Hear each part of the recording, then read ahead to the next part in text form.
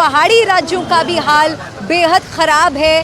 कुल्लू से इस वक्त की बड़ी खबर मिल रही है, भूस्खलन से जुड़ी बड़ी खबर मिल रही है। कुल्लू में भी इस वक्त जो लोग हैं वो कुदरत के रौद्र रूप का सामना करने को मजबूर हैं। लगातार वहां से तबाही की तस्वीरें और खबरें सामने आ रही हैं। भूस्खलन से जुड़ी ये बड़ी खबर सामने आ रही है। भूस्खलन के बाद किस तरह से तबाही वहां पर हुई है, ये तस्वीरें सामने आई हैं। और रवीश रंजन मेरे सहयोगी लगातार वहां से ग्राउंड रिपोर्ट्स भेज रहे हैं। रवीश का मैं रुख करना चाहूंगी। रवीश, अगर मेरी आवाज़ आप तक पहुंच रही है तो आप बताइए कि वहां पर क्या इस वक्त स्थिति है, क्या तस्वीरें देख पा रहे हैं आप?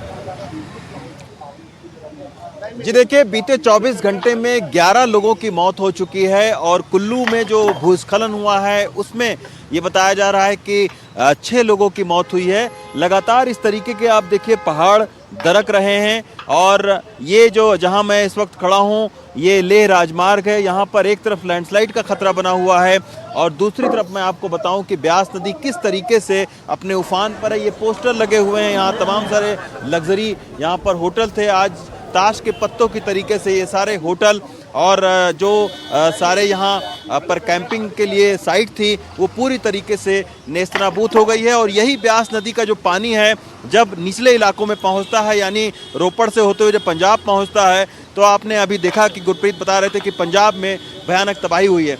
ये आप देखिए, ये रास्ते को बंद कर दिया गया है, ये लोहे का पुल है, ये भी दरक गया है, तो इसके वजह से ये टेढ़ा हो गया है, इसको बंद करना पड़ा है। ये सामने आप अगर देखिए तो तमाम सारे जो होटल हैं, तमाम सारे जो कैंपिंग साइट थे वो पूरी तरीके से जमींदोज हो चुके हैं। और ब्यास नदी इस वक्त अपने पूरे रौद्र रूप में हिमाचल से बह रही है। अलग अलग हिमाचल में इस वक्त जो मौसम विभाग ने चेतावनी दी है उसमें मंडी, सिरमौर, चंबा और कुल्लू, इन सब में भयानक जो है वो बारिश की एक चेतावनी दी है। ये लोहे का पुल आप देख सकते हैं, आमतौर पर ये भरा रहता है गाड़ियों से, लेकिन ये टेढ़ा हो गया है और चारों तरफ जो है वो तबाही का मंजर है। नीचे जो ब्यास नदी है वो बह रही है, मनालसू नदी है जहां पर मनाली के बीचों बीच बहती है।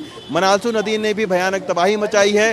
35 से ज़्यादा घर, ढाबे, रेस्टोरेंट सबको जमींदोज कर दिया है और अभी फिलहाल ये कहा जा रहा है कि 3000 करोड़ रुपए से ज़्यादा का जो नुकसान है वो हिमाचल प्रदेश को झेलना पड़ा है। आपदाग्रस्त राज्य घोषित कर दिया गया है और जून से अब तक 340 लोगों से ज़्यादा लोगों की अब तक मौत हो चुकी है। तो इसी से आप समझ सकते हैं कि ये इस वक्त किस तरीके का यहाँ पर मौसम चल रहा है। 4 दिनों से मैं इस वक्त मनाली में हूँ, 4 दिनों से इसी तरीके से एक कंटिन्यूटी से जो बारिश है वो चल रही है और इस बारिश के होने से पूरे मनाली कस्बे की लाइट नहीं है, बिजली नहीं है, साथ में पानी पिछले 3 दिनों से 4 दिनों से नहीं आ रहा है। बहुत सारी अस्थायी सड़कें बीआरओ ने बनाई थी, लेकिन उस अस्थायी सड़कों का जो हाल है वो इस वक्त बुरा है। लगातार लैंडस्लाइड एक तरफ, दूसरी तरफ ब्यास नदी का रौद्र रूप और उसके बीच में तमाम सारे जो लोग हैं वो फंसे हुए हैं। यही वजह है कि इस बार ब्यास नदी के जो किनारे हैं उनमें भयानक तबाही मची है। चंडीगढ़ से जो लेह राजमार्ग है,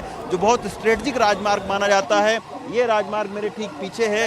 ये स्ट्रेटजिक रोड है, ये चाइना बॉर्डर तक ये जाती है। इसकी आप हालत आप देखिए इस राजमार्ग की। जगह जगह पर ऐसे राजमार्ग में जो भूस्खलन हुआ है उसके वजह से इस पूरे राजमार्ग को बंद करना पड़ा। अब ये देखिए, आप ऊपर से पानी आ रहा है और ये सड़क से पानी होते हुए फिर नदी की ओर जा रहा है, क्योंकि ये जो लेह राजमार्ग है ये ब्यास नदी के किनारे किनारे इसको तैयार किया गया था और इसको तैयार करने में 4 साल बीआरओ ने लगाए थे, लेकिन इसको भी बिल्कुल जो है वो ख़त्म कर दिया है तमाम सारी जगहों से। इसको बनाने में अब बीआरओ को बहुत ज़्यादा मशक्क़त करनी पड़ेगी, क्योंकि तमाम सारे जो पुल हैं वो भी ब्यास नदी में बह चुके हैं।